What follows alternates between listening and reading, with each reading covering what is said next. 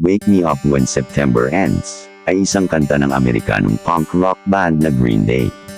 Inilabas ito bilang isang single mula sa kanilang ikapitong studio album na American Idiot noong 2005.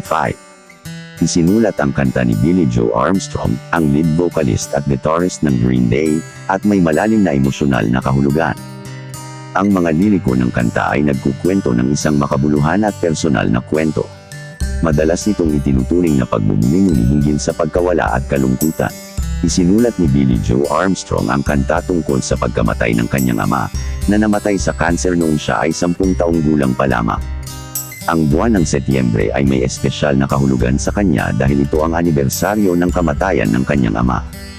Sa kanta, ipinapahayag ni Armstrong ang kanyang pagnanais na lampasan ang masakit na alaala na nauugnay sa Setyembre at ang nararamdaman ng pagkawala na muling samasagi sa kanya tuwing panahong yun.